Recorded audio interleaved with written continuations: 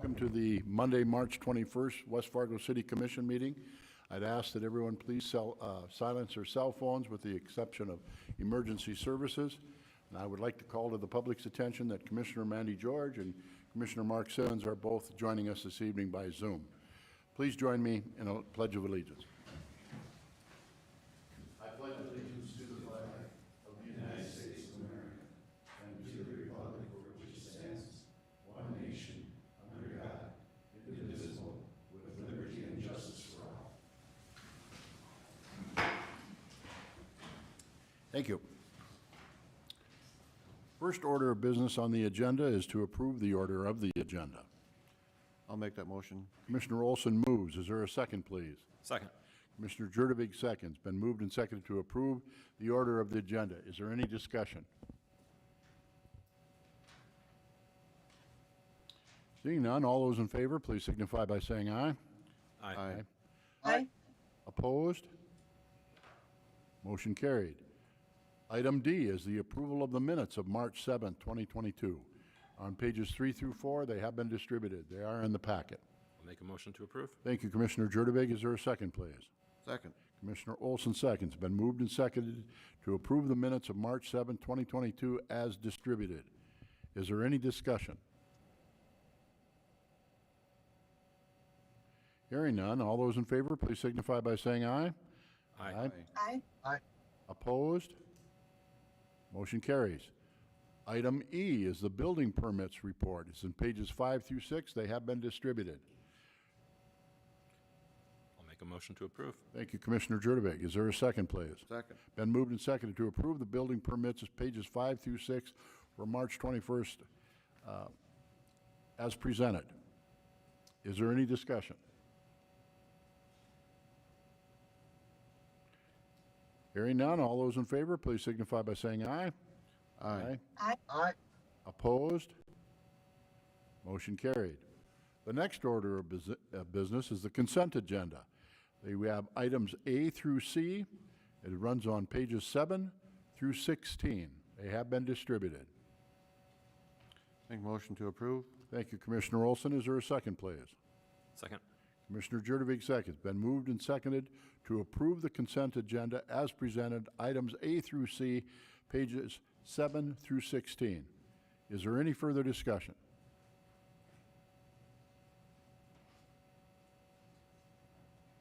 Hearing none, all those in favor, please signify by saying aye. Aye. Aye. Aye. Opposed? Motion carried. Moving on to the regular agenda, item number 1 is the awarding of contracts to certified bidders for the fire station project presented by Fire Chief Dan Fuller, West Fargo Fire Department. Excuse me. It has been distributed. It is on pages 17 through 52.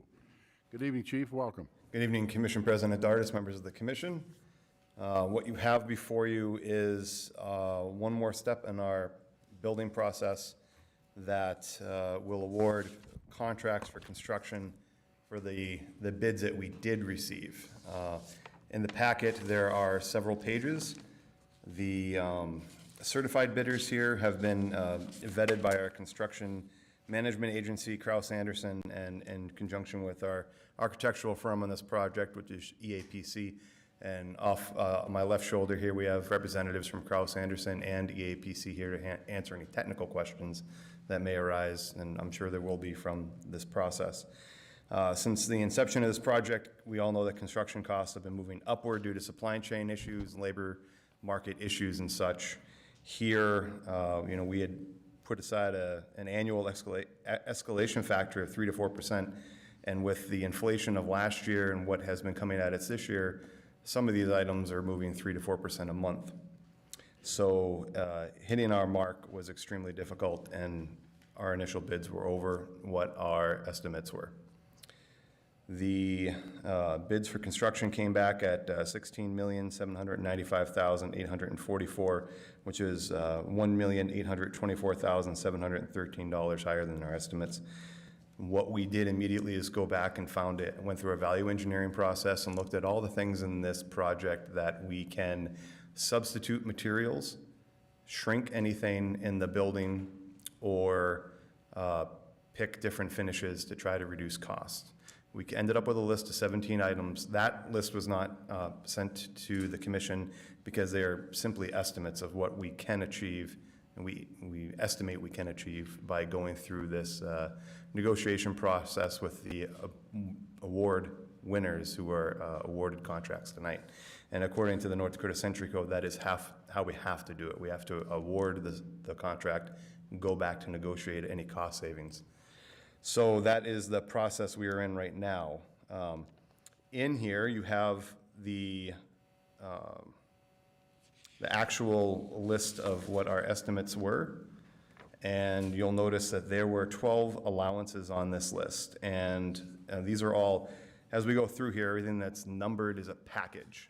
So when we look at some other small construction projects, maybe we've had in the past here with the city, we've gone with a 3-prime system. This is a system here with using a construction management agency that we can go to multiple packages to get a more competitive process and lower the bid prices. So there are 33 bid packages listed here.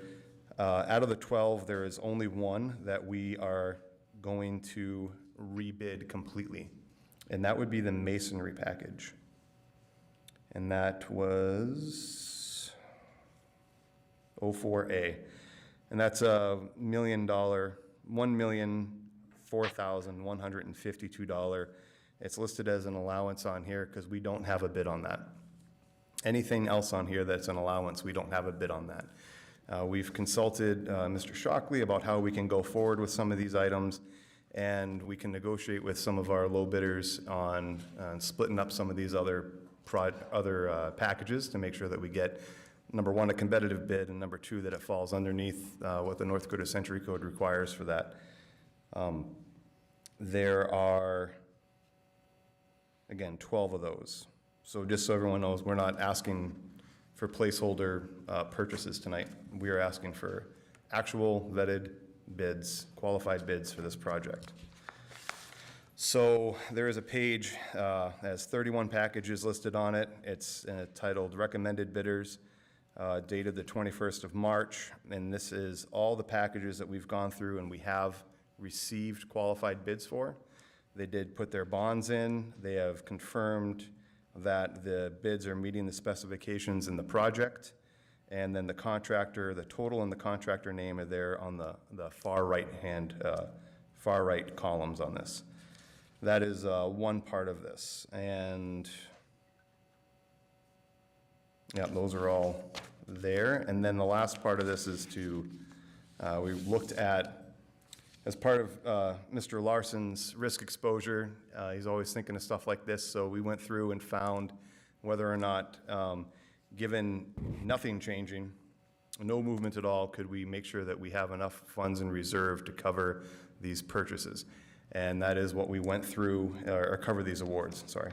That is one thing we did go through and found sources of funds from the bond, general fund reserve, capital sales tax reserve for the fire hall, capital sales tax reserve for the signal light project, which is included in the overall budget here, but was never intended, it's not part of the fire station, but it's a very closely linked project, and didn't want to go back on special assessments for that streetlight project at 10th and 9th.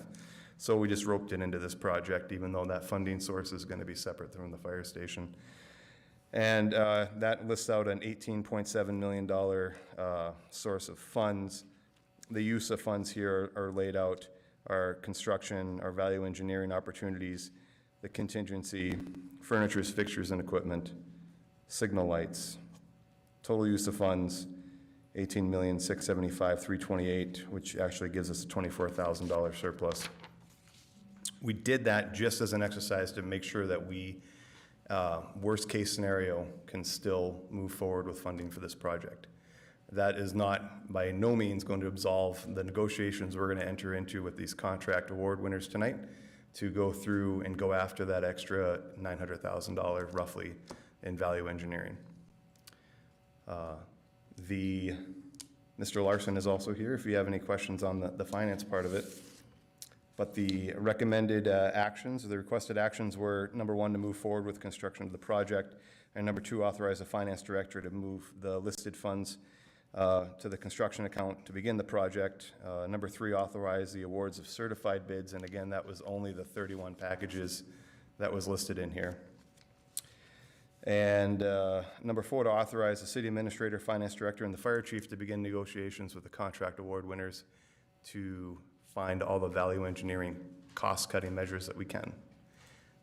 Forward after this, we'll be bringing back the masonry bid, and then every one of these renegotiations is have to come back to the commission as an item. So you'll see the product of all our hard work negotiating with these contract award winners to make sure that we're finding our value engineering cuts.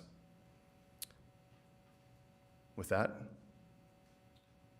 I'll stand for questions. Chief Fuller, would you clarify exactly the dollar amount? We have a couple of your pages, your summary sheets here that have $16,652,744. We have $16,798,893, and we have one at $17 million. Let's clarify that for the public, please. So on the cover sheet here, yeah, it's, construction is at $16,795,844, which came back higher than what our initial estimates were. And that is listed under construction, site building and construction budget number 5 on the overall sheet here that you guys probably have it in color on yours, but I have it in grayscale on mine, so I cannot tell you what color it is, but it's not block number 5. That is the construction part of this. Now there's the construction, there is the cost of the design, and there are also the costs of the construction management agency. There's some contingencies, and then there's furniture, fixtures, and equipment. And the value... Questions for Chief Fuller? Excuse me, Chief, did you have something else to add? The value engineering numbers, too, were, our initial was $926,000, and we went down to $896,000 in our overall budget to make sure that we had sufficient reserves there. Thank you, Chief. So, Commissioner Jurdovic, excuse me. related to the comment you made about the masonry, from my understanding, there were no bidders in the original bid package for the masonry work? That's correct. So what gives us confidence that when we go back to that pool and look for someone to bid on it, that we're going to find someone? Krause Anderson, Mr. Dan Walter from Krause Anderson looked into that and talked to the masonry companies, and it was literally a bad day to bid that project. There was another bid opening for I believe it was the Kindred Public Schools, and all of the masonry companies they didn't have the staff to be at both bid openings, so they went to that one instead. It was a larger project, so it would have been more money for them. So I guess I would refer to Dan. You feel confident that we're going to get some bidders on the masonry project? Yeah. Yes, sir. Yeah, if you could. Please introduce yourself. Good evening, Commissioners. Dan Walter, Project Manager with Krause Anderson Construction. Chief Fuller is exactly right. We reached out to multiple masonry contractors prior to taking bids. They were interested in this project, and we're looking at it. Between this and another project, as he had indicated, the Kindred Public Schools, the bid timing between whether their bid date was pushed or whatever with ours aligned, they put all their eggs in that basket. It was a substantially larger masonry project, and they decided that to go after that one, they didn't feel that they had the resources to staff both projects. Since then, we've reached out to the masons who were not successful on that one, and they're very interested and hungry to take a look at this one on a rebid. Thank you, sir. Okay. Questions for the gentleman? That was my question. All right. My next question then is, so what is the timeline for the bidding of the masonry? So that it's got to run 3 weeks in the paper. So it went to the forum, and it went also on the construction exchange. And I believe that it's going to go out this week. So it's 3 weeks from this week, and then we'll get them back. I believe the date was the first week in April. I don't have the exact date that we put on the construction bid, but that's going to be a 1 package opening. and I'll make sure the commission has the date and time, and it's going to be in the training room here. Thank you, Chief. Additional questions from the commission? I just have one, Mayor. Commissioner Simmons is online. Thank you. Chief, I know in our discussions, is it fair to say that we can be fairly, I guess, confident that we're going to cut some of these costs when we go back to negotiate? Yes, that's a great question, Commissioner Simmons. That is the word that I've got from both Kraus Anderson and EAPC, that when this process is normally followed, and it happens in some projects, that we go back and negotiate the cost-cutting measures. Some of this, I mean, for a great example here, some of the cost-cutting measures was $200,000 in steel grating. So we have grates in our apparatus floors that our trucks park on. And Drainage grates. drainage grates, yep. There's like a 3-foot trench drain, and then, but the grates are as wide as the truck, so that any salt and sand and that kind of stuff falls down.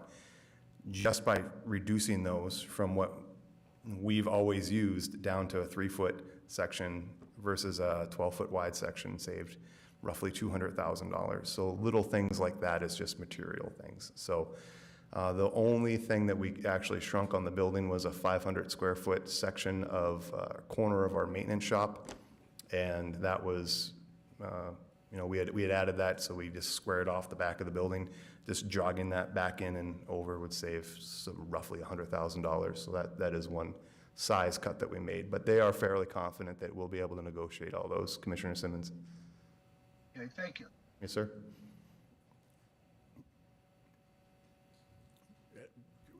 For all the things that we're hearing in the media and the like, so are we confident then that even in this climate, this business climate that we're in, that there will be, your estimates are 900,000 plus? Obviously, if there's a material change, that warrants a downward price, but is that feasible to come out of $900,000? We believe it is, sir. We actually went, and our initial estimates of cost savings were actually higher. And so we've used a much more conservative number to make sure that we're coming to the commission and not promising the moon here, that we're going to cut X number of dollars. We came down to a number that seems like it is achievable and is definitely on the low end of what cost-saving measures are going to be. In addition to you and some of your team members on the fire department, EAPC, Kraus Anderson, who else is engaged in that review? Mrs. Fisk, are you engaged in that, or Mr. Larson? In that review of how the dollars are being spent, or what we're reducing or cutting? Okay. Commissioner Jurdevich, please. I just want to sort of confirm my understanding, Dan. If the commission were not to approve this tonight, these prices would not be locked in. Is that kind of a true statement? There's a date in the not too distant future where the bids would become or expire? Yep, Would be the right word? that's an accurate statement, yep. Okay. And our big risk here is that with the price of steel, and not to throw too many factors in, but I'm learning a lot. This isn't fire chief stuff. This is, different. But so what we've learned is that obviously the steel prices are going to go up. So delaying any of these bids are going to instigate further rises in different steel, stuff like that. And the reason I asked my question is kind of more so related to how I will be voting, and that is normally I would probably have, when there's a $1 million line item that we don't have a bid for, I would want to see those numbers before I would vote to authorize moving forward with the rest of the project. But I also know that creates a lot of risk in the price and so forth. So that's just sort of an explanation, because like I said, normally I would have some concern with the fact that we do not currently have a masonry bid. But I do understand the importance of moving forward with the rest of it to sort of protect the bottom line the best we can. Yep, that's understood, and normally I would never ask you to do that, and to bring this in so many pieces, but yeah, given our current environment, the bottom line and protecting our risk here is what's most important. I'd agree. So, given Commissioner Jurdovich's line of questioning, So what happens if the bids come in much higher than what is anticipated? Can there be substitution materials used on this then that we're going to continue to try and find a means of kind of keeping this within a budget? Is there some alternate than the building materials that one would use? Yes, sir, absolutely. So one of our VE, or our value engineered items, is reducing an entire wall of masonry, and we just did that without even having the masonry bid done. So that is part of that 900,000 roughly that we believe we can value engineer out of the project. That is part of the masonry. There's another, I'm not exactly sure of the total square footage, but there are some panels on the west side of the building that we took masonry out and put steel in. So that's why when we say we're confident we're going to be within that $1 million, that's because there's actually been some stuff cut out already. And if it necessitates further cuts, we're prepared to do that. Thank you, Chief. Yes, sir. Any additional questions? Commissioners, I'm looking at the two of you on Zoom. Is there anything that you'd like to add? I think all of my questions have been answered already. Thank you. Thank you, Commissioners. You stole Additional- my question, so I'm good. All right. I would make a motion, Mayor, that we approve, do we have to approve all three of them, correct? Yes. The request?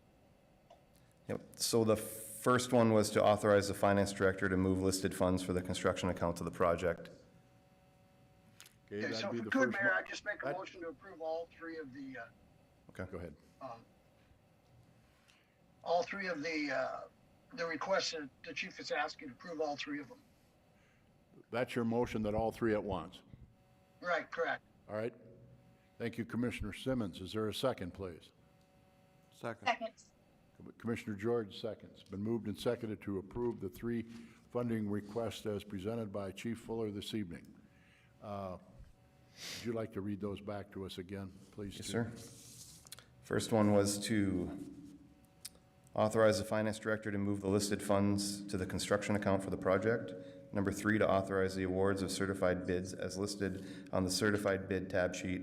And number 3 was to authorize the city administrator, finance director, and fire chief to negotiate change orders to reduce the overall cost of the project with the winning bidders.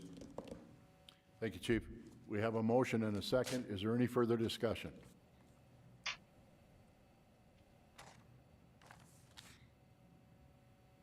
Hearing none. All those in favor of the motions, all three of the motions, please signify by saying aye. Aye. Aye. Opposed? Motion carried. Thank you, Chief. Thank you very much. Item number 2 on the regular agenda is a sanitation utility rate and operations study. Will be presented by Mr. Matt Andvik, our Director of Public Works for the City of West Fargo. It is on pages 53 and 54. It is in the packets and it has been distributed. Good evening, Commission President, evening. Commissioners.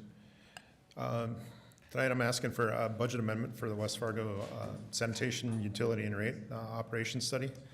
Our sanitation manager came here last fall, and we'd been talking about things, and he had found out was talking to a few different companies about that they do these rate studies or operation studies, and we kind of want to look into it. The more we looked into it, we felt that it fit a need that we were looking for at the sanitation facility, just because of the growth that we have had in the city in the last few years, and we haven't had a rate increase in the sanitation since 2019. When we put the RFP out, we wanted to kind of hit 7 major points as part of this study, and that was kind of the project management, our existing conditions, our operations service analysis, our infrastructure analysis, utility rates, our goals, and implementation plan. We had a 5-person panel, a selection panel for this, and we did receive 5 proposals for this study. After rating everything and going through the selection committee, we did select Burns and McDonnell, and then a Burian Associates, as the one that we wanted to go with and award the bid to, or award the study to. There's one thing that the rate and operation study is going to help us more understand on where we can improve, and get more efficient of what our operations are. And it's one of those things, like I came last year for, just the equipment costs are going up. This way, we can have them go through and see where we need to be at with our rates to be able to fund our equipment in the future and kind of give us a background for that. We kind of estimated about $100,000 for the study. The bid came in from Burns McDonnell at $99,293. Those funds would come out of the sanitation fund as a budget amendment to pay for that. We've talked with the finance director and Mr. Jim Larson, and he said that the money is there to pay for this as well. So I guess I'm asking for you to approve that budget amendment and award that study to Burns McDonnell and Burian Associates. Stand for any questions. Thank you, Mr. Andvik. Commissioners' questions. Start with Commissioner Jurdevik. So what's our goal? I mean, when we list 7 items and they say project management and infrastructure analysis, those are somewhat vague terms to me. What's the goal that we're trying to accomplish? I guess the goal is to have the most efficient and cost-effective way we can get through this with the rate study. We want to have we know we need to raise rates at a certain amount, but what percentage and what is the information that we need to have to back that up. This part of this is if they can identify areas where we can be more efficient at. Maybe it's a 4-day, a week garbage pickup. Instead of 5, we go to 4.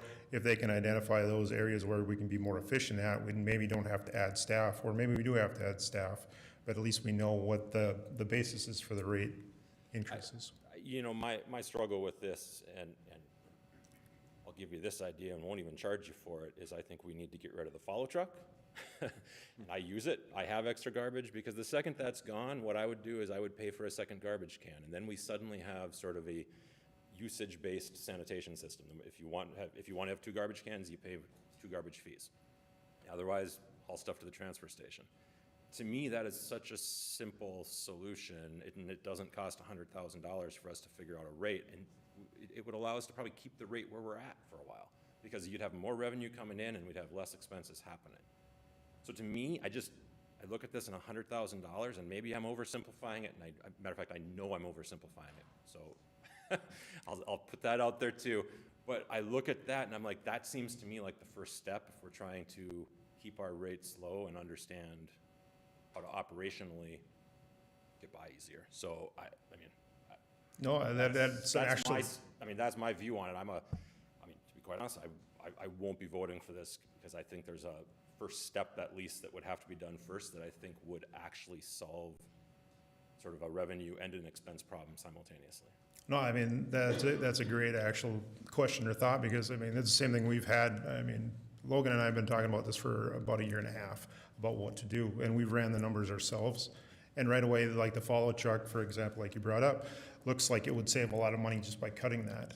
But because of all the other steps that we have to go through, the numbers we were coming up, it'd save us $30,000 a year. Yeah, but you're not. Say that again, please. Just running through the numbers that we came up with, and that's why we were kind of looking at this study as somebody that does this, and that's what they've done in Moorhead or Rapid City. That's why I was like, I want somebody that actually knows what they're doing to come up with these numbers, and not me just sitting up here saying, yeah, it's going to save us $30,000 to do this, or $100,000. But just running those numbers on the outside, it looks really good. It looks like we can. It's really easy to say just to cut that. And that was my first thought too. Well, we'll just do away with this and we're going to save X amount of dollars. And once we really start getting into it on what we'd have to do, it really wouldn't, we'd be paying it for it and, probably charging an extra one, but we'd have to run one more truck. That's another $300,000 plus run different, we'd have to move employees around. So once we started looking at it, the savings is actually minimal compared to what it seems like it should be. And that's kind of what this study is going to do, is what we're trying to do, is have them come in and tell us, because they did the same thing in Rapid City, right? And they came in and said, if you move, to a 4-day week, you're going to save X amount of dollars, and because you're not going to have to hire staff. And they have the, proven areas and other cities are similar size where these things have actually worked, you know, and that's, we looked at that too, saying, okay, well, I can run these numbers all you want, and we can come up with ideas, but I don't want to do that and say I missed a decimal point somewhere and come up and say, yeah, well, I thought we were going to save 100,000, and yeah, my decimal, it was wrong, and it's only 1,000. So I guess that's where the study, so, you know, it does seem a lot of money to do this, and a lot of them, actually, when we talked to them, said that was pretty cheap for a study. But I would say it's a lot like the water and sewer rate study we did a few years back. It's similar to that, and to try and get, I guess, our sanitation department running as efficient as possible with kind of proven ideas to do it. Additional questions of Mr. Andvik? So this isn't I- just a utility, the sanitation rate study, this is an overall operations look through the microscope type thing on our Correct. sanitation department. Yeah, An outside Yeah, vendor. it's just a way to look at it. You know, the follow truck is a big thing because nobody else does it, right? And so how much would it save to do that? Recycling's another one. If we did it in-house, would that save us money? Would it save us money to have all of our facilities in one area? There's a bunch of different things that we'd like them to look at to try and save that money that we can try and do it in-house too, but I just don't have the expertise that these people would have. Follow-up, Commissioner Olson. Over the years, we've talked about possibly taking on recycling ourselves. Would that be part of this study? Yes, that is one of the things that we'd like to look at. Okay. Commissioner Simmons, did you have a comment? Or I do, Commissioner George? thank you, Mayor. Just one, obviously, we used to do the recycling ourselves, or basically outsource through a private individual, and that didn't work out very well. So that's just a little history, but the other part I want to somewhat agree with Commissioner Jurgovich, that, you know, it doesn't take a rocket scientist to figure out if you go down to 4 days, you're going to save money. So I think that's something we all should be able to figure out with hiring a $100,000 consultant. My next question, Matt, was we did it in 2019. What did we actually study back then? Do you know? Because I can't recall. We did some checking, and I cannot find like exactly what numbers we went off of and how we got to those rates. Mrs. Fisk is No, going to but, respond to that but question. what was the actual overall study? Commissioner, Mrs. Fisk is going to respond to that. Okay. The rates as, thank you, Commission President and Commissioners. The rates as they were set were done through a calculation done by the Public Works Director at that time. They were done solely by him. And that's the information we were given that was brought to Commission and approved. Ms. Fisk, I thought we hired a consultant back then to do some part of the study. Commissioner Simmons, sorry. We did for the water rates and sewer rates, but we did not for sanitation. We had that as part Okay. of it, but we didn't actually follow through with that portion. We just did water sewer. Okay, thank you. Okay, you're welcome. These are all- Mayor? Please, Commissioner George. Yeah, so for the last several months, I guess you can say, I've been talking with Matt and Logan on this project and different ideas. And, you know, I hear what Commissioner Jurdovic said initially. It's just like, well, you can see, obviously, we'll just get rid of the follow truck. But I think there's so many more components to that and so many more pieces than just that. You know, it's the whole system. It's the trucks, it's recycling, it's, you know, streamlining the processes, it's staffing, it's rates, it's do we go to different sizes of cans. I mean, there's so many pieces to it. You know, if we can really use this study to save money and to really have people where this is what they do, look at our processes and say, this is the best way to do it. This is the best way to save money. And these other cities of similar size are doing it like this. I think it's worth looking at. I know it's another chunk of change for another study, but I guess ultimately if the goal is to save money, I believe it would be worth it. So that's my opinion. Thank you, Commissioner George. My question is more process. Why are we bringing this forward as an amendment rather than in our regular budgetary process? Because, Tina, excuse me, Mrs. Fisk, when do we start our budgetary process on the departments? Isn't that relatively soon? We just started for For now, we've just started in March. We're just receiving certain information from staff, but the process will continue for quite a few months, as you know, into August. My understanding of why this is being brought forward now is because we have a contract with Waste Management, and that contract will end in the near future. And so I believe that Public Works, Matt, Logan, talked about it, and Matt, Logan, Mandy can say more than I can, and felt that this was a better way to move forward so that they were prepared properly for the actual budget. What is the term of a contract normally with Waste Management? 1 Our year at a time? Our contract is up April of '24. April 24th Yep. for 1 calendar year? Right now, I think we signed I think it was a 3-year contract that we just signed last time. You said April of 24, not April 24th. April of '24, correct. But Tina was correct, or the city administrator was correct, that's what's pushing us forward to get it on the budget amendment for '22 instead of going through the process for '23. Is because if this does go through and the recommendation is to do our own recycling, we're a year and a half over trucks if we want to do that. So if we want to, and if we're going to save X amount of dollars, say we want to take that over in '24, we're planning ahead to be able to do that moving forward, just because right now I think it's about 18 months out on a chassis and a truck right now. So if we want to try and go forward with that. Thank you, sir. My next question, if I may, is has there been discussions being where the contemplation of this, and I've read the Burian and Associates proposal. Has there been any new discussions or anything about trying to do things jointly with whether it's Cass County or the city of Fargo or any other of our neighboring communities? See if there's some efficiencies there or in a contract that we might engage in? For with the recycling or sanitation in general? Yes, sir. I know Fargo does their own recycling. We've had conversations with them, but not towards doing anything jointly. Since, not sure if Moray does, but Fargo, it'd be hard for us to do the same thing with Moray, but Fargo being right next door, since they do their own and we are currently doing, going with Waste Management, I don't know if that would be any savings or not to do with them, or if they would even want to expand. So I guess short answer, no, we haven't discussed that. Okay.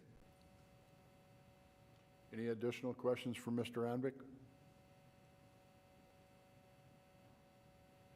How long will the study take? Do you have any idea? I think 6 months. I think September was the date they wanted to be done with it. Anyone else? Yes, Mayor. Please, Commissioner Simmons. Thank you. Just my opinion, I would think before we spend this kind of money, we would at least want to have conversations with Fargo and to determine perhaps some savings that way. I just think that makes sense to do that. So unless we could postpone this or table this, my vote will be a no as well.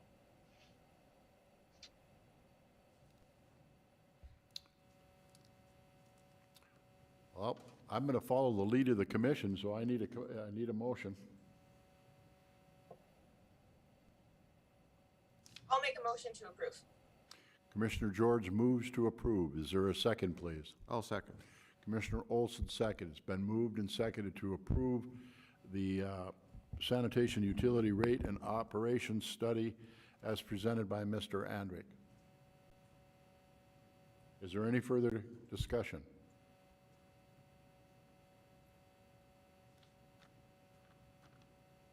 Hearing none, we'll proceed to vote. All those in favor, please signify by saying aye. Aye. Aye. Opposed? Aye. Aye. No. Motion fails on a 3-2 vote. If I could, Mr. Andvik, I think on behalf of the commission, if we could have a discussion, reach out to those neighbors, if that's a no, hard no or whatever. And then if you could share with maybe some of the math that you've been doing with Mr.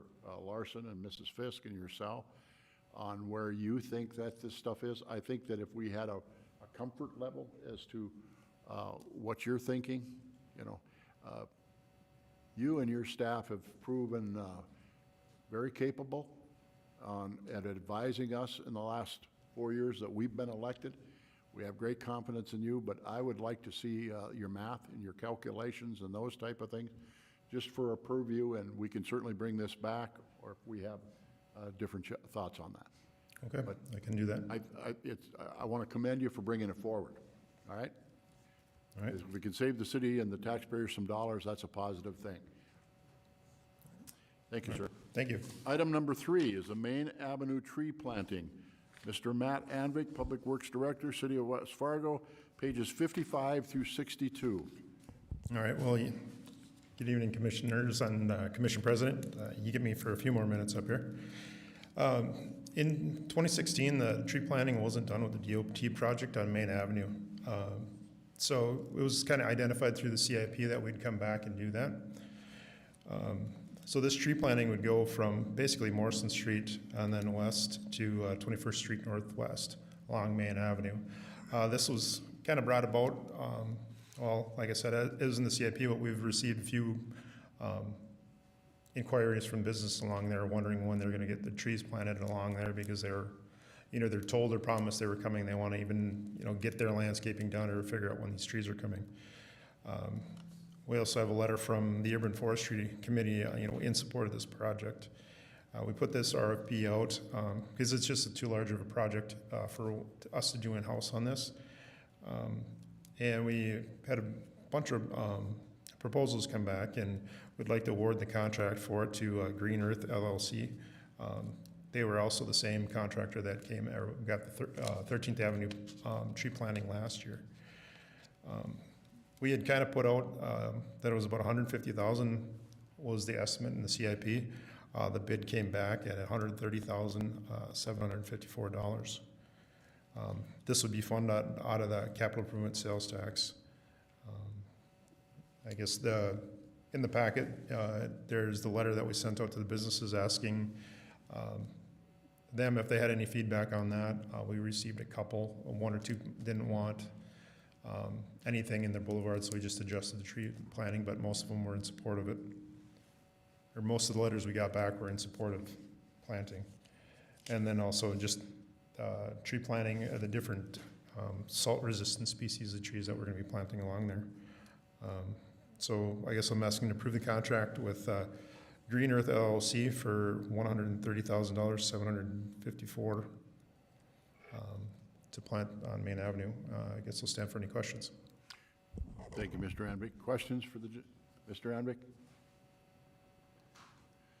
This was always part of the initial plan of Main Avenue, and it just wasn't initiated, so the public was advised that this was going to happen several years ago. Is that correct? It's my understanding it was in 2016, so it predates me a little. Please, Commissioner Jurdevig. I'm not sure this matters, but there's two conflicting sentences on one of the documents. It says, if approved by the commission, the plantings will be done this fall, and then the next sentence says planting would start in the spring. So if approved tonight, are they going in the spring or this coming fall? It'll be, yeah, sorry, that was a typo or copy and paste error, but it'll be in the spring, actually, okay. So, yeah. Mr. Larson or Mrs. Fisk, could you tell where these dollars are coming from? Mr. Jim Larson, Finance Director for the City of West Fargo. Welcome. Commission President, Commissioners, thank you. The funding of this, as Matt Andvik did indicate, would come from our capital sales tax. I believe that was the original intention as a part of the Main Avenue, that it would come from there, and there are adequate funds in the reserve there. Thank you, sir. Questions for Mr. Larson on that? Thank you. Any questions for Mr. Andvik? Additional questions for Mr. Andvik from the commissioners? I'll make the motion to approve. Thank you, Commissioner Olson. Is there a second, please? Second. Commissioner Jurdevig seconds. Been moved and seconded to approve the Main Avenue tree planting as presented by Mr. Andvik for approximately $130,000. Yeah. and change. My apologies, I didn't write it down when you said it, Matt. 754, $130,754. Thank you, $130,754. We have a motion and a second. Is there any further discussion? All those in favor, please signify by saying aye. Aye. Aye. Opposed? Motion carries. Thank you, Mr. Andvik. Item number 4 is District Number 1337, the Wilds 21st Edition. Mr. Dustin Scott, City Engineer, City of West Fargo, is in pages 63 through 73 in the packet. And this action is to approve an amended engineer's report, approve a task order 50-1, and authorize our engineering department to prepare plans and specifications. Mr. Scott, welcome. Thank you, Commission President Dardis, members of the commission. So back in February, we approved a revised petition for improvements in the Wilds area, specifically in the Wilds 21st Edition, where the developer is now asking the city to install infrastructure to the remaining lots that are out there. If you recall, in last year in 21, we started construction on portions of the 21st Edition. Things are apparently going well for lot sales, and so the developer is asking that we continue with the rest of that development, and in doing so, to do that underneath Improvement District 1337, which is what's requiring an amendment to the engineer's report. And then, of course, we have already a task order for what we were going to do as a separate project, a stormwater improvement along the diversion channel there, where we do our grading, and we're waiting on Corps of Engineers permits for that. But basically now just amending that task order to account for this additional work that has been requested by the developer. So again, in summary, just amending the engineer's report to reflect the remaining work out here, and then revised task order, or bringing forward task order 50-1, which replaces task order 50. So with that, I'll stand for questions. Thank you. Questions for Mr. Scott? So the designated special assessment district of 1337 will remain the same. This is just the technical elements of this thing that has to be revisited because of further development, basically? Basically, yes, which equates to more cost. So the original district that was approved last year was about $7 million, and now with basically doubling the work, we're up at about, the engineer's report here is a little over $11 million. So the district boundary itself has not changed. What has changed is the additional work. So instead of, say, for example, 3 blocks worth of sewer, water, and streets, now we have 6 blocks worth of sewer, water, streets.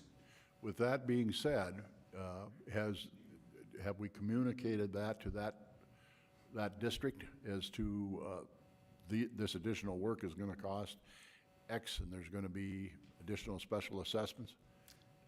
Is the public aware of that? Thank you, Commissioner and President. So just to clarify, the additional work is, for the most part, it's all local. So it's adding the local sewer, water, street, which will not affect the greater area. Okay. That work is being done.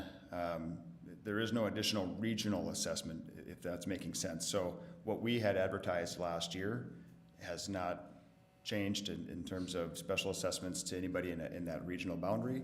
The short answer to your question is no, we have not reached out to engage the public. Certainly can do that, just to alert them that there is additional information, that the district has been amended, but their assessment really should not have changed. Only the assessment within this local. Thank you. You read my mind. You articulated it better than I, and that's all that was important to me. Okay. Additional questions? Commissioner Olson. Well, there really aren't any homes there now, and no residents basically in this district yet. Not yet, no. The developer told us last week they anticipate that if we can get the streets finished from what we started last year in some of those blocks, they do have some homes sold to a couple of builders that would like to get started this fall, if possible. So there's basically nobody to communicate it to. Well, the developer. Developer, Is, but- as, right, he's, but not- he must be aware of it because he's gonna transfer it onto the lots. That's my point. Right. Yeah, absolutely. And of course, there are houses across the street being built rapidly. Right, and there are residents that are within the district boundary that would get it assessed for some of the pond work and some of that other stuff that, my understanding is that this current work anyway does not increase what we advertised last year as a potential assessment to them. We'll of course go back and make sure that that is the case, and I think it still would be prudent, even if there is no change, to send out a communication to the entire district, just to let them know that there's updated information available. The developer is moving forward with the remaining work that is left to be done out here. And the good news is that now we'll have a complete development.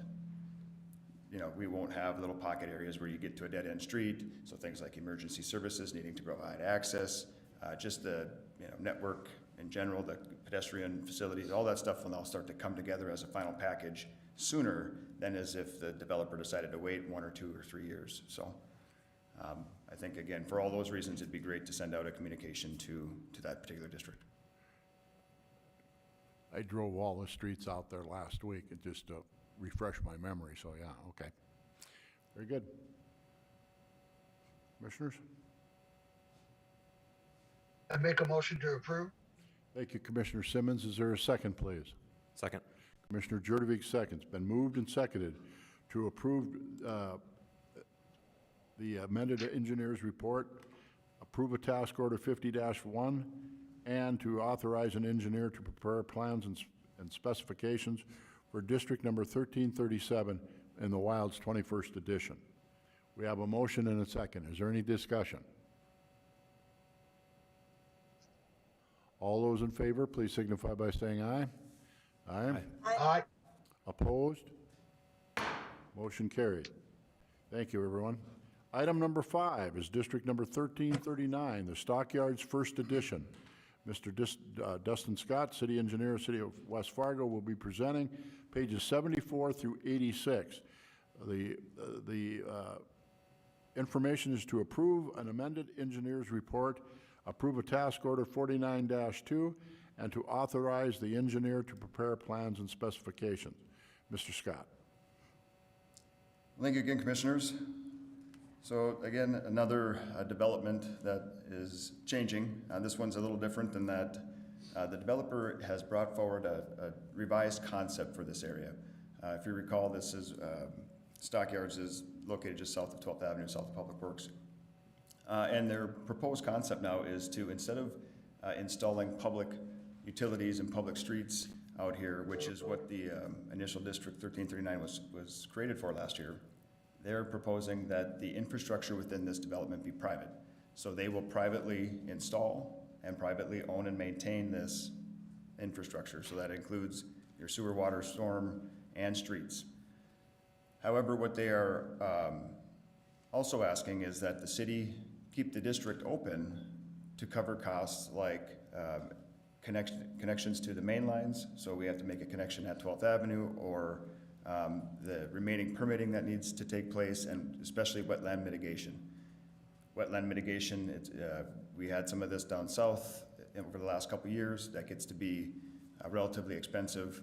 So for those reasons, we wanted to take the engineer's report back, have it amended, even though we're not adding costs. In fact, we're dramatically reducing the cost of this district for the sake of transparency, just to have that discussion of, here's the new proposal, and this work really is limited to some connections and then some costs relating to permit and wetland mitigation.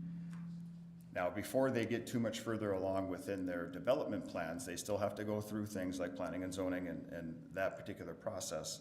They asked staff to bring forward the district amendment to see where the commission, if the commission would approve this amended scope of work. So, and then naturally, again, there's a revised task order, which, again, based on this significant change of work, going from over a $3 million district now down to around 800,000, we're amending our task order. So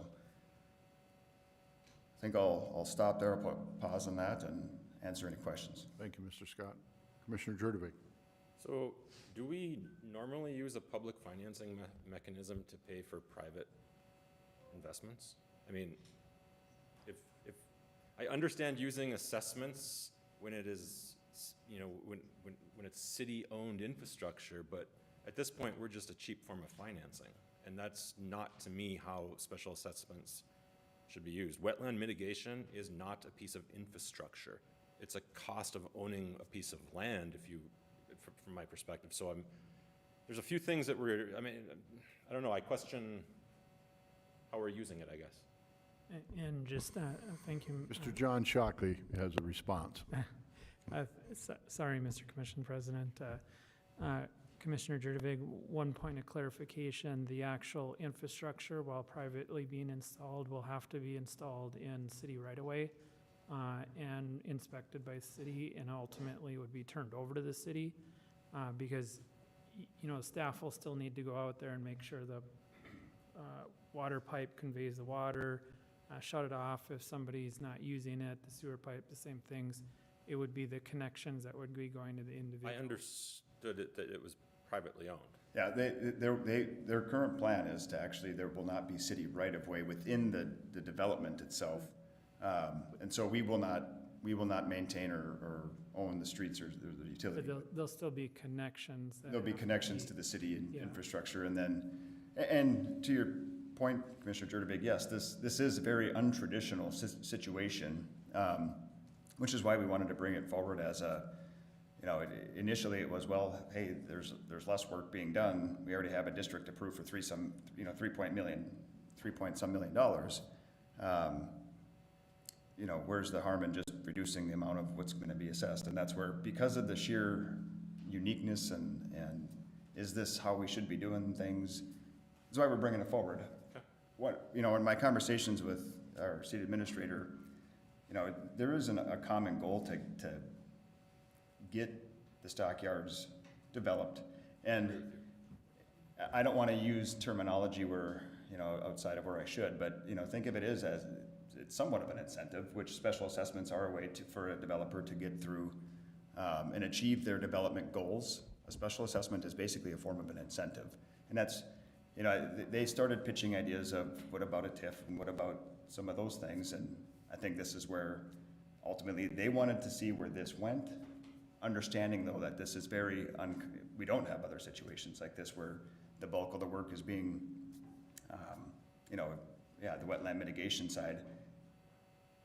It's not infrastructure, but it is, you know, this is certainly back to John's arena, but the Century Code does allow for not only the hard costs, the construction-related items, but the soft costs that go into things, and that is certainly permitting and other soft, what are considered soft costs. So I think from that point of view, it was legal, but yes, this is exactly why we're in front of you today. Is it's certainly uncommon. I have, Mayor? Commissioner Olson is on. if we do approve this and it becomes a private infrastructure, you know, the water, sewer, streets, all that good stuff, can they at some point say, we don't want it anymore, now it's back to the city? And will it have then developed and built in the way that it's meets all of our codes and our street widths and things like that? So, great question, Commissioner Olson. No. The only way that would happen is if the city was willing to accept that. They would basically dedicate over right-of-way. We would have to accept the utilities, which I'm not sure that would ever take place. Think of it as, I mean, there are apartment complexes out there with a network of mains, and those facilities are tied into those mains, and those are all private within a boundary. Once they've left our traditional city right-of-way, everything in there now is private.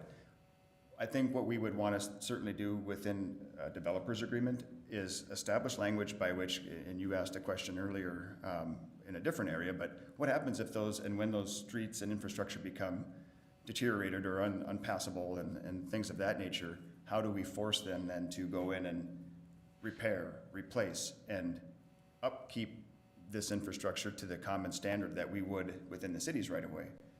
So things like the street out in front of Menards and Family Fair, there's certainly some dire need of repair out there.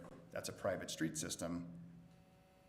And we, even though we require within our developer agreements that they need to repair them, there's not a lot of language that I'm familiar with. And so I think that's something that we can look forward to in this development, is to establish those requirements and that process 30 years down the road when it needs to be replaced.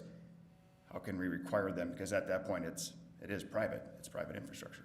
So It's interesting because the commission has received several of complaints on just those types of items about parking lots and or the streets if within certain developments within the community in the last several weeks. Commissioner Simmons, did you have something that you wanted to add? I do, thank you. First, obviously, I think it's obvious, we all want, that area to progress, I guess, to develop. Dustin, my question is, what all could go into this assessment if they're gonna do everything private? What are they referring to that they want to leave it open? Like what for? So there is a large cost associated with wetland mitigation, for example. That can, the numbers escape me specifically, but I think there's roughly $400,000 or even $500,000 estimated for just to get the appropriate permits and mitigate the wetlands out here. Now, that's why so that part is very significant. There's probably some other permits. And then to make the connections at 12th Avenue and stub it or extend those into the development, that's something else that may be done underneath a city improvement project.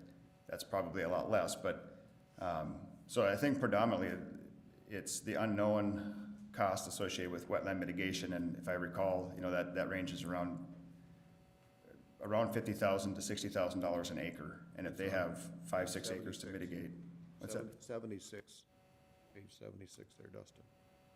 Yeah, so, Oh, there we go. Okay. Dustin, so I just want to make, obviously we know, but make it very clear that even if we were to approve it and leave it open, or we don't, whatever we do, they're still paying for it. They're not getting it free. They're just probably getting a better rate, but it still goes back to the developers to pay for it regardless of the assessment, correct? Yeah, correct. Yeah, at the end of the day, the developer is paying for it. I think what they're trying to take advantage is of some capital cost savings where they can, use this as an incentive program to save on those capital costs, probably put that into the construction of the utilities and the streets. And again, I think that helps them move forward with a viable development in their world. Mayor, Please, Commissioner George. I guess I just have a couple of comments on this one. So that's interesting what Dustin talked about as far as using the assessment as an incentive. In my opinion, I'm probably alone in this, but I actually don't support this project in the first place. I'm not thrilled about having heavy industrial. Again, there's a couple of residential neighborhoods up in this area. So I actually would be fine with this not being developed at all. And so to incentivize essentially a project that I don't support, that's really what it comes down to for me. That's where I'm at. Thank you, Commissioner. So why would we accept the wetland mitigation element of this if they're applying for everything else? Well, why don't we just say it's in?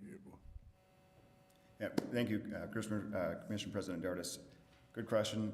We applied for these permits last year when we thought this was all going to be a public improvement area. And once we've started that process with the Corps of Engineers, it gets really complicated in a hurry to back out as the applicant. That's all you have to say. I understand. Okay. So, in your history with the city, have you ever experienced this before, where we're this far down the road and the developer comes back and wants to change the game plan? Yes. Not this specific example, but we had a development over by Cashwise actually in 2013-14 area, our range, where we went out, got bids for public improvements, And because the bids came in a little higher, the type of type of development they were going after was a little bit larger lots, single-family home development. The assessments were gonna be about $100,000 per lot, just, you know, part of that again being the inefficiencies of large-scale lots, rough, you know, expensive bids. Long story short, the developer backed out.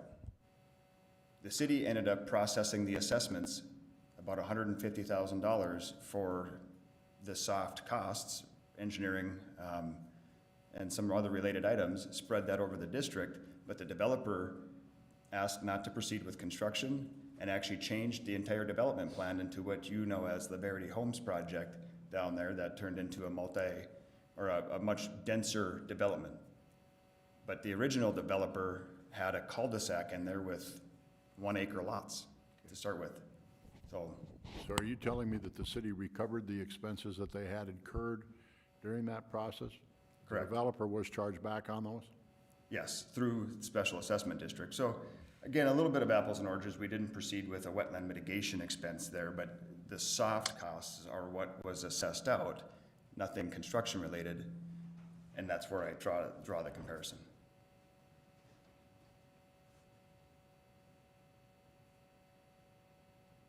Additional questions, anyone?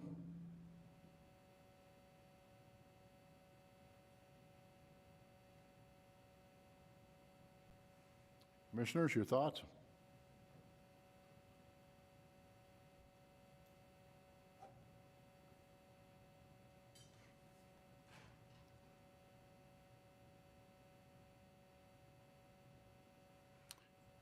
I'll make the motion to approve.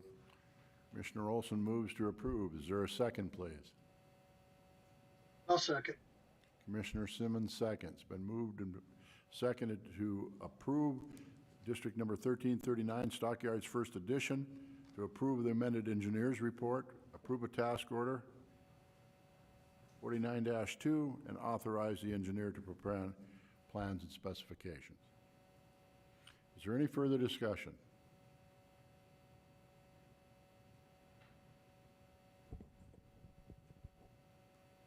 Hearing none, we'll proceed to vote. All those in favor, please signify by saying aye. Aye. Aye. Opposed? Aye. Aye. Motion passes on a 3-2 vote. Thank you, Mr. Scott. Item number 6, Veterans Boulevard and 37th Avenue East. Signal light, Mr. Scott, City Engineer, City of West Fargo. It's on pages 87 through 103. It's a Create an Improvement District number 2264. Approve the engineer's report and approve plans and specifications and authorize a bid advertisement. Mr. Scott.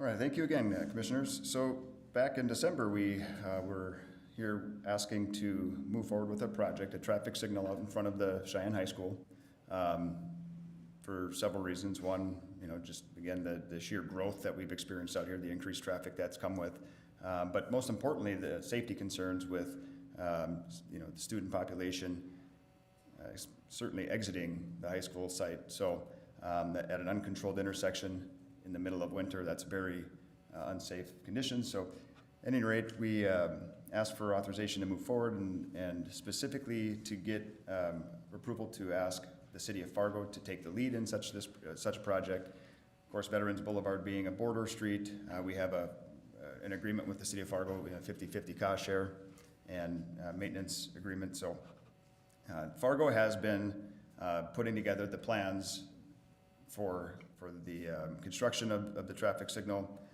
In the meantime, what we have done is we have been coordinating with the school district on the financing of this project. As I mentioned, this is a 50-50 cost share with the city of Fargo, but then how do we pay for our 50% share? What we've talked to the school district about is another 50-50 share agreement where we would finance 50%, they would finance 50% through a special assessment district. So what I am asking for at this point is to move forward with creating an improvement district and approving the engineer's report and the plans and specs. We are ready to, or Fargo is ready to go out for bids. And because this school district is okay with the special assessment district, we figured we would create the district.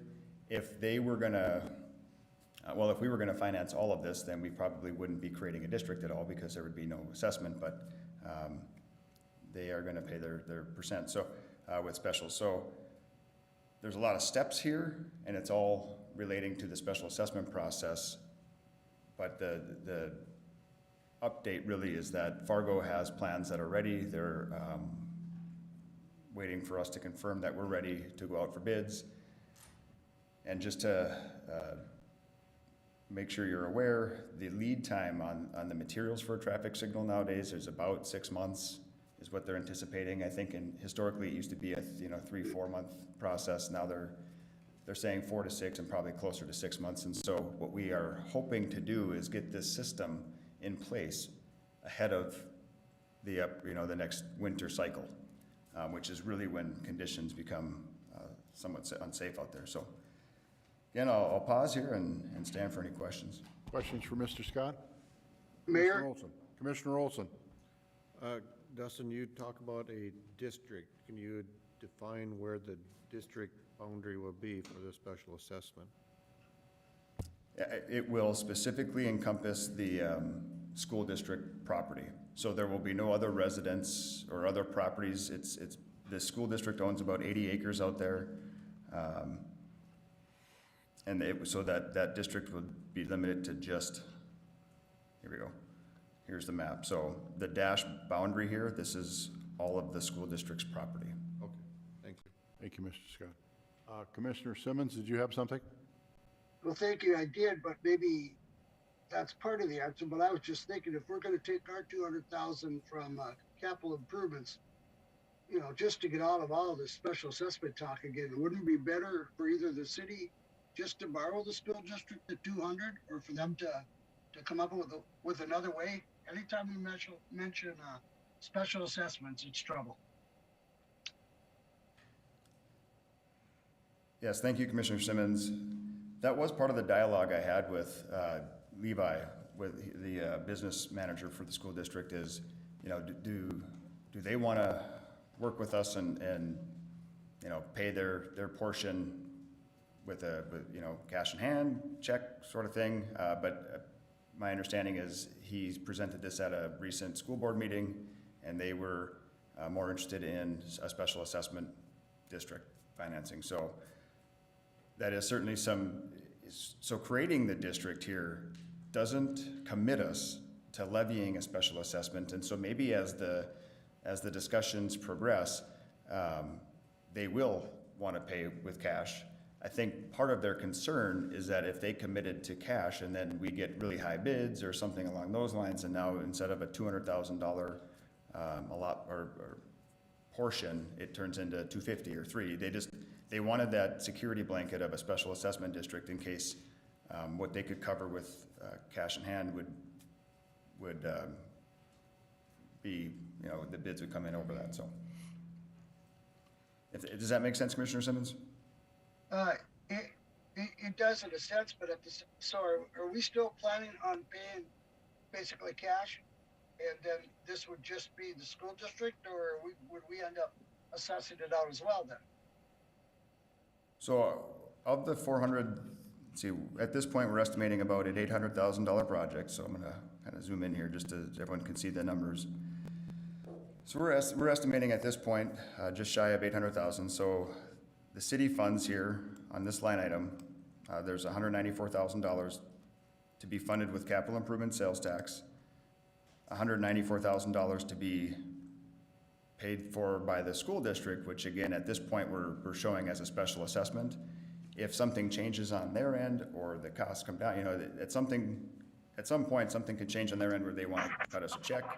But for now, we're creating a district so that we have all of the legal process in place, that when the time comes and this project is closed out, we can proceed with levying special assessments on this property, which is why, again, we have to create a district and approve an engineer's report ahead of advertising bids for construction. So that's kind of why we're back to we're doing this as a systematic process so that we have the ability to levy assessments onto the school district. But that something might change and they don't want us to. Okay, thank you. Additional questions? I'll make a motion to approve. Thank you, Commissioner Jurdevig. Is there a second, please? Second. Commissioner Olson seconds. Been moved and seconded to approve, to create a improvement district for 2264, improve the engineer's report and approve plans and specifications, and authorize a bid advertisement to go forward with the City of Fargo for a signal light at 37th Avenue East. Is there any discussion?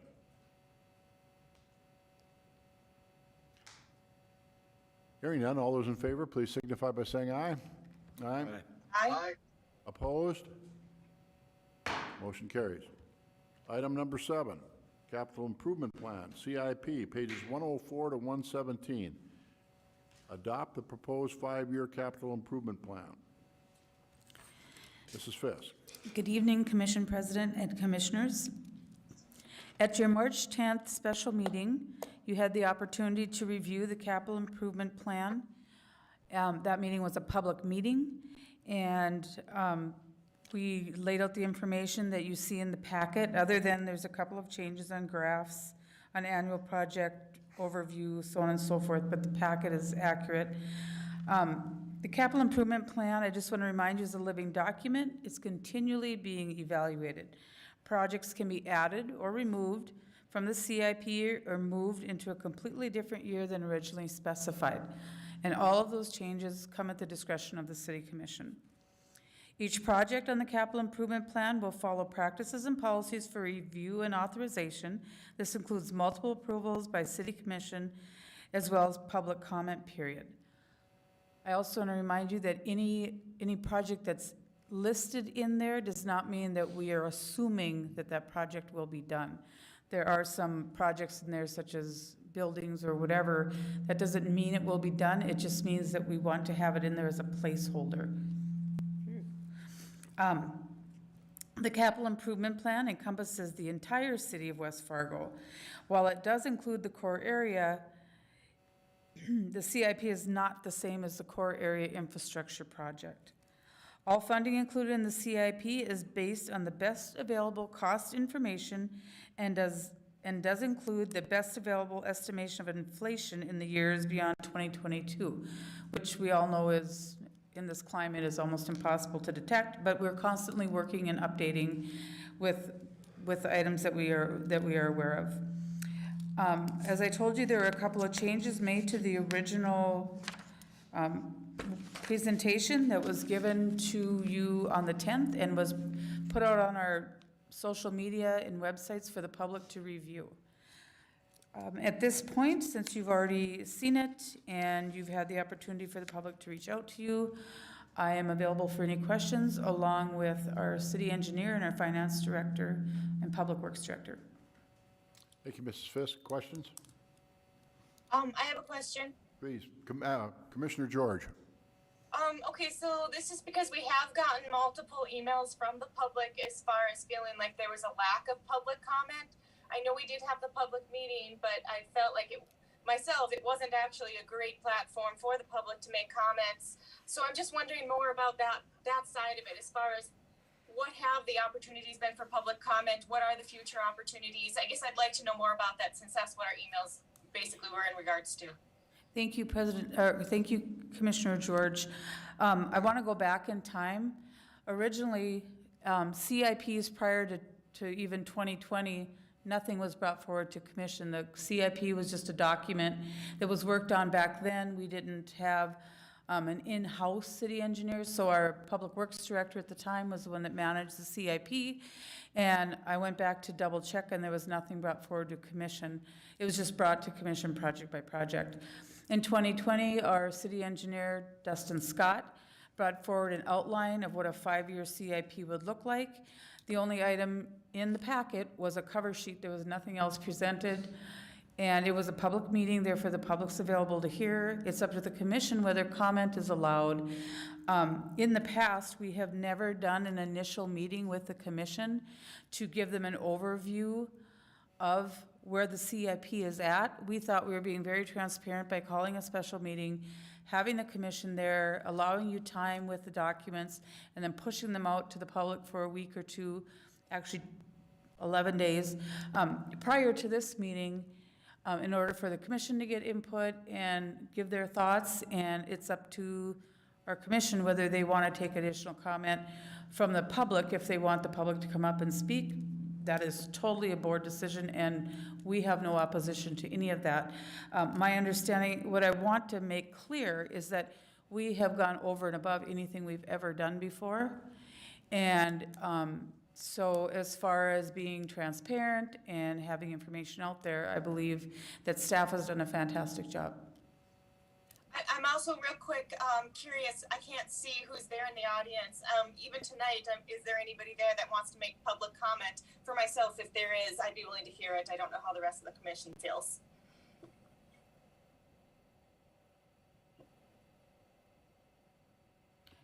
Additional questions for Mrs. Fisk from the commission. Commissioner Jurdevik. You know, going back to those comments, I mean, I certainly understand that the CIP is not, you know, it's a high-level guess at what we think the projects are in the years to come. But there's obviously choices that are being made as to what we put on there, right? We have City Hall listed on there, but we don't have a library, for example. This commission has voted on neither such thing, and so if we're going to include one, I'd be curious why we're not including everything that potentially could be on that plan. And based off of that, knowing that there is some debate as to even what that rough plan should be, and to Commissioner George's comment, I mean, there has been a lot of citizens that have emailed or talked to me even one-on-one about this. Yes, our process has improved, but we can still go a step further. We could do an open house where if people want to come in and talk about the 5-year plan for, you know, different investments, they can hear information, they can present ideas, they can, you know, learn about the process. It does feel like we've, yes, it's been out there for 11 days, but we haven't provided a forum for the community to actually deliver that feedback. And so I guess I feel like we could go a step further with that. Thank you, Commissioner Jurevich. First of all, the reason the library is not on there is because the library has to fund differently. We can't put the library on to use our capital improvement sales tax because they're a separate entity. And the City Hall Police Department work is only listed on there as a placeholder because we know the commission has gone, we've been talking about it for a number of years, but we know the commission hasn't made any steps towards it, but we just wanted to kind of have it out there, kind of just like many of the other projects. It could drop off, be 5 more years out after that, 10 more years, never happen. But we know that there's a real need in the police department. There's safety issues, there's space issues, all of those things, so we felt it was only fair to have a placeholder. Now, can that be taken off? Yes. And would any steps towards any of those projects would come to you for your scrutiny on whether or not they go one step further. As far as providing more public input, that is totally a commission call. You are the elected body of the city, and you have staff that are bringing you recommendations, and if you feel that you need to go to the public and have a public input hearing in order to make those decisions, that's a commission call. That is not a staff call. Usually a public venue such as this is where people come if they have questions or comments. So that's totally up to you. If you want us to go that direction, we certainly can. Commissioner Olson. I just want to follow up or just maybe add on to what Commissioner Jurevich said about hearing public comment about the projects listed on here. And yeah, it'd be great, but we're taking expert advice from our people out there that actually go into the manholes, go into the lift stations and see whether we need to retrofit it or if we need to put a new overlay. I don't want to have, I mean, yes, public input is great, always welcome, but I don't know if anybody out in the public, other than our people who work for us, would know whether or not we need to take off that sanitary lift gate retrofit or replace it with, I want my street resurfaced, but I don't want it special assessed. So that's what I think it would get to. And I think that's a great clarification. I mean, I don't think people probably want to put too much input on whether or not a manhole needs to be replaced. I don't think that is where that feedback is coming from. But when we start putting on there something such as a new city hall, there's absolutely an expectation by our voters that they should have more of a voice than what we've given them. And even though it's not a commitment, it is the first step to making it a commitment by putting it on our CRP typically. Matter of fact, I've even heard this commission before when we've approved things ask, is this on the CIP? Yep, okay, good. I mean, we've asked that question as a body, so this is a very small first step to making something happen. And I think something like that is very different than replacing a manhole. Commissioners, I want to just stress, first of all, that can come off of there. That was just put in there. I want you to know that something as large as a building, whether it's a city hall, police department, library, that takes commission approval to even start towards the process. That takes public input. That takes several different meetings out in the public at different locations to get input, like we did with Cheyenne Street before we did it. That isn't just because it's on the list, we're gonna say check, we're gonna do it. But if it makes the public have concern or the commission have concern, it makes no difference to me if it's on there. We can take it off because the process will be the same. I guess by putting it on there, we're transparent that it's being thought of rather than being a commitment. It's just because we know there's a need, especially with the police department, which is part of City Hall. So, it's just, it's out there, and we're being transparent. We're not hiding anything. But we're not giving people a voice. So we're transparency without a voice, I'm not sure Mayor, that feels right. Mayor, Commissioner Jurdovic is still speaking. I'm sorry. Okay. Commissioner Simmons. Thank you. Sorry about that, Commissioner Jurgovic. I think, to me, it seems like we're kind of missing the whole reason why we did this. And that was, maybe we named it wrong. I don't know. But a lot of this to me was almost like a dream wish. Something that we want to do in the future and prioritize. An old commissioner, a friend of mine, came on a few years back, and you all know him, Dwayne. And he said to me, his first words, he came from a school district, and his first words were, "Where's your 5-year plan?" No, we didn't have one.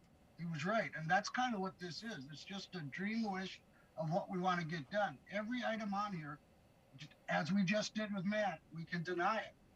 And maybe it was wrong to put pricing in there too. I don't know, but it's like this has gotten blown up into a huge thing that this is what we're going to do next year in 2020. And we're really not. It's just it's a guideline for us to look at and to say, hey, this is something we should do, but there's no guarantee we're going to do any of it. Mayor? I'm going to wade in here a little bit.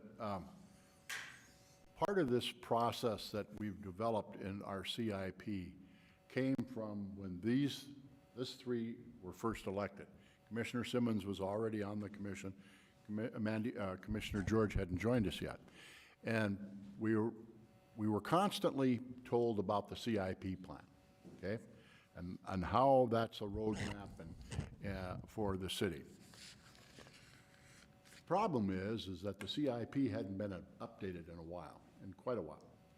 So we requested that we move forward with that to us better understand. Again, we were new elected commissioners. So that process has taken a couple of iterations, if you will, and getting to where we're at.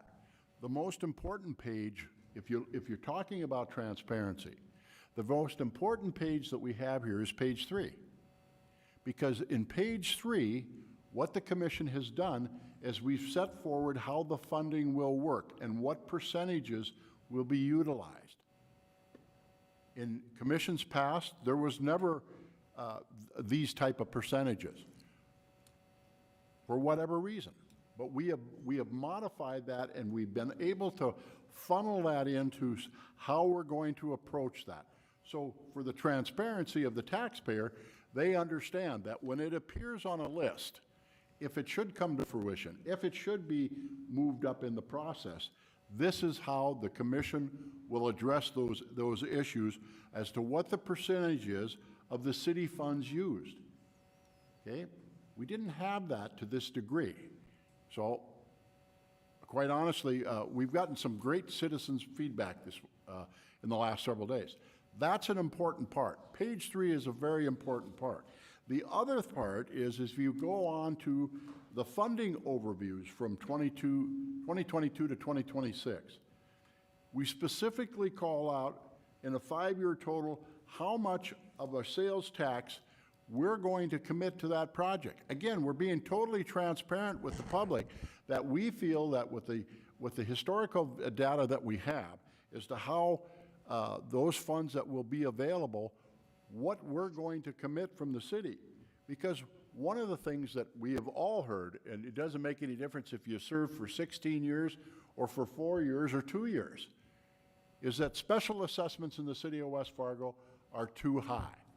So this whole effort that we did was to address that specifically, that we can better communicate to the public, to the taxpayers, as to how we're going to approach that, how we're going to commit what dollars to those line items.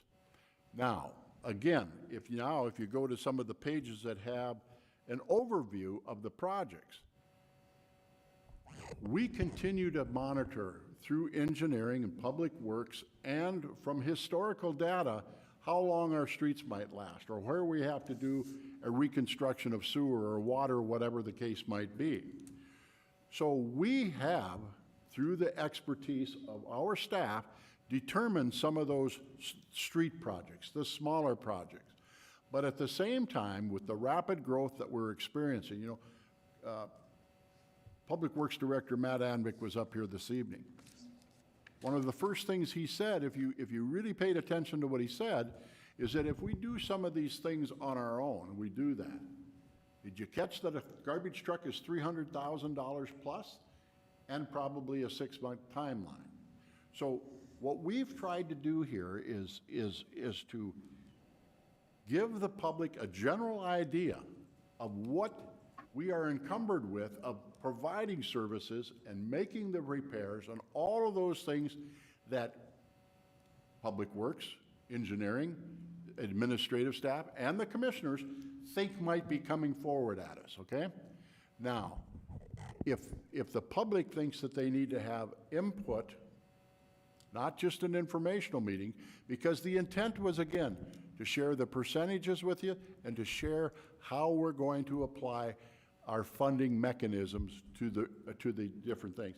And quite honestly, again, Rachel's in the room from communications. The graphs that she's created by the year, both from the project overviews, is really,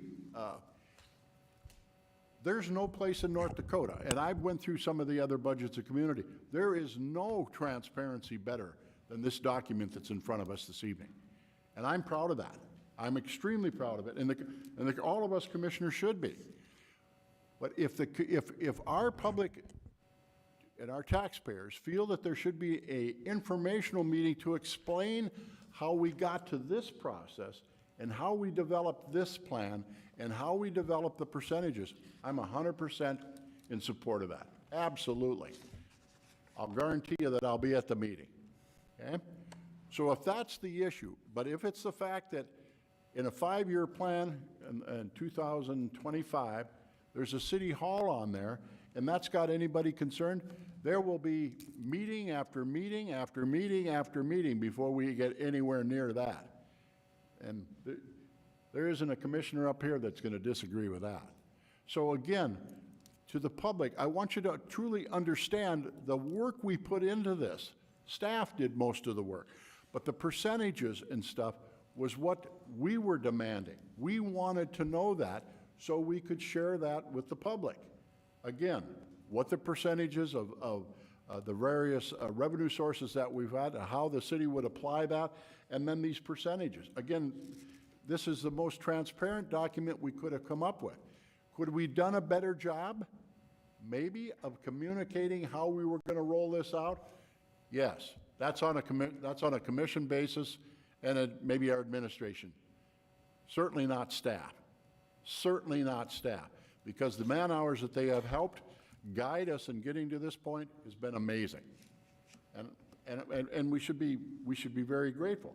Now, if you have line items or things like that, but, you know, again, keep in mind, look at the glossary alone of this. When you take a look at the listings of the projects of any one of the different calendar years, you know, once you get past 23 or 24, just about every one of them is NS. NS stands for non-started. There's been no dialogue. There's been no drawings done about a city hall or whatever the case might be. So again, to the public, we welcome your input, and maybe we should have a public information meeting as to how we came to all of this data, because again, this data is so transparent and so telling if one studies it, rather than take a look at one of the little white lines that says City Hall. That wasn't the intent of why we did this. The intent was the percentages to tell the public what their expectations should be and how we're going to take sales tax dollars or grants or whatever the case might be. My apologies for my long dialogue on this issue, but the community improvement plan is the best that it's ever been in the city of West Fargo, from the data that's necessary for the decision makers to make those decisions. So, I'm done. Mayor? Yes, Commissioner Simmons. Thank you. I would make a motion that we approve the capital improvement plan, and if we want to have a public meeting, you know, to explain that, by all means. With all due respect, I'm going to call your motion out of order, Mr. Simmons, because sorry. I think you have the great idea. But don't have this commission vote on this before we have the public input meeting, because if there's something that we're missing as a commission that the public wants to share with us, then for all means, we should have that input meeting and then vote on this. And I want to be respectful to your wishes, Mark, but that's how I think that's how the process should work. And I'm totally okay with that, but I just will say I'm not out of order because I have the right to make a motion, but I will rescind that motion to just say, let's have the public meeting. I'm fine with that. I'll second that. Mayor? Yes, Commissioner I just George. want to say I really respect everyone's opinions, and I agree with everything people are saying. I think there's a lot of great points being made. As far as a public input meeting, I think it's really important. I'd like to see something more casual, and I'd like to see people actually have an opportunity to speak. You know, information is given, but I think it should be casual enough where the public feels comfortable to actually to voice their opinions, speak their concerns, and, you know, is given their time to comment on it. And I think that's really important.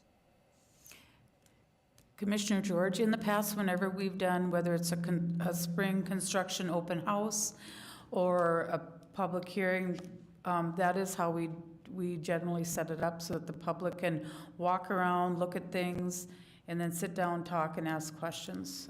If you were at our special assessment hearings, different things like that, it's kind of the same concept, so that, and then we go to different, we'd either do one large meeting or have 2 or 3 smaller meetings, so. Thank you.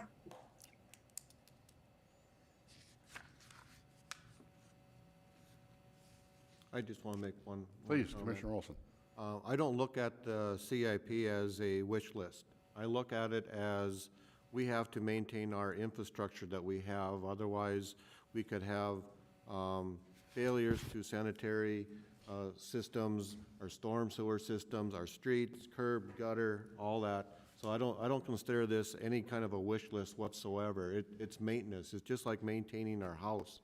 If you notice a crack in the wall, you fix it. If you notice there's something wrong with your dryer doesn't dry the clothes anymore, maybe I better get it checked out. My water heater doesn't heat the water anymore, maybe got a burnt out element. This is basically what we've done. We've outlined it, just like the mayor said. We've put it out there for the public to know what needs to be fixed in the next 5 years to our infrastructure. And that's how I look at it.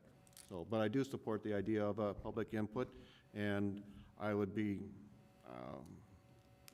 welcome of that. Thank you, Commissioner. So Commissioner Simmons, did you have something, Commissioner? Commissioner Simmons, did you amend your motion? I will amend it, absolutely, yes, to say, let's have a public meeting first. Is that what you want, Mayor?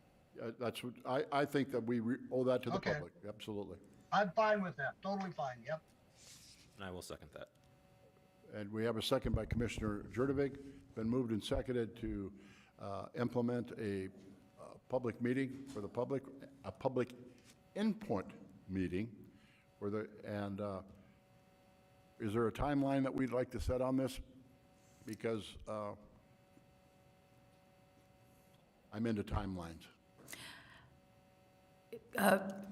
Commission, Please. I believe that, given the discussions that you've had, that it'd be sooner rather than later. So I would work with our communication staff, our engineering staff, Public Works, and try and get it set up in the month of April. Thank you. Is that acceptable? If the second's nodding his head, Commissioner Simmons, you made the motion? Very much so. All right, Very very much good. so. We have a motion. Is there any further discussion? Hearing none, all those in favor, please signify by saying aye. Aye. Aye. Aye. Opposed? Let the record show it was unanimous. Item number 8, update to relocate the clerk of court offices in the West Fargo room. Pages 117 through 120, Mrs. Fisk. Good evening again, Commission President and Commissioners. At the meeting, the prior meeting when this was brought up, the idea of switching over the West Fargo room into our clerk of court offices for safety and all those other reasons, I had neglected to put the diagrams in there, and so you requested the diagrams. I forwarded those to you a while back, and so I just brought it forward to you to get any input that you had, and to also notify you that in talking with Mr. Larson, this bid that we have here, we would probably want to get an update if you want us to proceed, and we would want to bring that back to you for final approval before we move ahead. Okay. Commissioners, thoughts? I have a question. Commissioner Olson, please. On your diagram there on page 118, how is that in relation, it's going to be technically over in where the desks are? Is that going to be next to this wall, or is it going to be up at the far north end? One desk would be up against this wall, because as you see, that door opening is meant to allow the judge to be able to come safely into the commission chambers. Right now, the judge has to walk in through all of the people here. Jim could probably give you a lot more information on the whole setup and why it is set up the way it is. So I will let our finance director come up and answer all those fun questions. Commission President, Commissioners, just a minor correction on it. I'm gonna start with the line diagram, and what this is this furniture piece actually would be on the north end, and then there would be a conference room between this and where this wall is. So there still would be a conference room, but obviously much smaller than it is today. The purpose of that conference room is to actually be a place for the court to meet if needed, because if they need to have a conference or anything, they could do it off-site. And also that would be the preset for the judge and other staff as they come in through the side door here and then up through the side. Part of the issue that, the concern they have, and our police chief could probably speak on it much better than I can, is we have to bring our staff right through the middle of all the others that are attending court. And this would allow for that. I'm gonna move this back here. So the way this lays out is you see the 3 windows on the back side there, those are actually windows to the exterior out here. And then the 2 offices that are desks that are on the other side where that pocket door goes in, there would be a window cut in. Well, there's windows there already, but we'd put a transactional window because right now the court does have transactions that they have to meet, and that would happen there. And that would allow the associate deputy clerk and the deputy clerk to sit in those two desks, and they handle those transactional components there. We also, that wall there is not a permanent wall, that's a temporary wall that would be installed, so it could come down if needed at a later date. And the goal here is to minimize the cost, even though the project is rather expensive when you look at it for the space, but that's what happens when you have to really reuse the space at a later point. We don't have to redo much for technology on there. Also, we have what's called after court. And right now, the after court, they go down to the utility reception area. We have a conflict there with the fact that we have utility and reception work going on there. And then we have to bring utility, or the after court to that. And that's where defendants and others come after they have met with the judge and has been processed. And they go and then they basically settle up with any documentation and so on. Right now, we're handling some of that inside the court, which doesn't work very well because we've got a conflict of noise and other time. So we would like to move after court to the exterior there. We also would like to relocate it where that happens close to where the police department is. We do find a great advantage there. And we also would like to be able to have it so that we don't have to have people moving all the way down to into the middle of City Hall. So those are some of the security issues that we're trying to address. And it would just bring that whole thing closer. So I'd be glad to answer any additional questions regarding the layout and design. Commissioners, questions for Mr. Larson? So just to clarify, there will be a door cut into here, and then there'll be different windows coming out of what is now the West Fargo room, right? So they can be utilized by the after court and others. Yeah, those windows, it would be a change of the windows that are on the farther end of the West Fargo room. These windows would have no change. Okay. But it does allow the staff to go through that pocket door to get into the room and then work with where the judge would be working as well, or set up. The only line item of the budget that when I observed it, was the furniture. We do not have furniture that we can reuse? I'm not aware of any in our system. Maybe city administrator might be aware. The furniture that we have right now currently used to be the old reception area where the clerk of court is now. Our hope was to be able to take that wall down and let planning use that as a safe reception area. And those are built, it's just a built-in countertop, basically, is what's there. They're not desks, it's just built-in countertop with some files. So it would be impossible to move that over there. Okay, thank you. That is really the reason for that, so. All right, very good, thank you. Anyone else have questions for Mr. Larson? I have two for Tito, if I could, Mayor. Commissioner Simmons.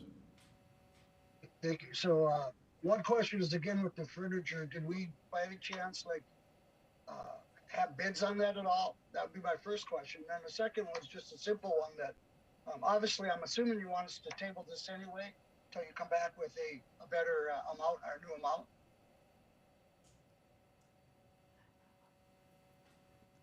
What I would suggest is that Mr. Larson would go and get an updated bid. As far as the furniture, we can go out and get several bids if he hasn't already. What we've been trying to do when we do have to buy desks for staff is to make them all so that they look the same, because we know we're out of space, and whether make this space bigger or whatever, we want to be able to reuse every piece of desk and shelf that we buy rather than throw it away and start over. So that's kind of where that came from, but Mr. Larson could definitely look. No, I get that. That's fine. How about the? Do you want this tabled, or do you want us to approve it? And what do you want? I guess what you're asking right now. Thank you, Commissioner. What I was asking was for you to basically just let us know if you approve the concept, and then request that we go out and get updated bids to bring back to you. Because right now, our clerk of court is so in flux, they don't know if this is really ever going to happen or if you're totally opposed to it. So we just kind of need a direction. Thank you. Commissioners? I'm fine with it. If you need a motion to have them go out and do that, I'll make it. Motion from Commissioner Simmons. Is there a second? Second. Commissioner Jurdevig seconds. Been moved and seconded to go out and to direct staff to go out and get firm estimates on the Clerk of Court office's remodel as presented by Mrs. Fisk this evening. Is there any further discussion? All those in favor signify by saying aye. Aye. Aye. Aye. Opposed? Motion carried. Next item is City Administrator's Report. Mrs. Fisk. Yes, I only have a couple of items. First of all, I want to remind you that I will be out of the office the 28th through the 30th. I will be going to the North Dakota League of Cities in Mandan. I know President Dardis is going, and I believe our Finance Director, Mr. Larson, is also going. And I have to go down a day early because I have executive board meetings, but otherwise, but I'm taking Jim with me to save gas money. So we'll carpool. The second thing I want to tell you is that the first week of April is when we will be holding our Assistant City Administrator interviews. And so I will keep you posted on those. If there's any information you need, don't hesitate to reach out to me. And one other item is just to call attention to the public that as of tomorrow, road restrictions will be on for the city of West Fargo. All right. Thank you. That's it. That's all I Any have. questions for Mrs. Fisk?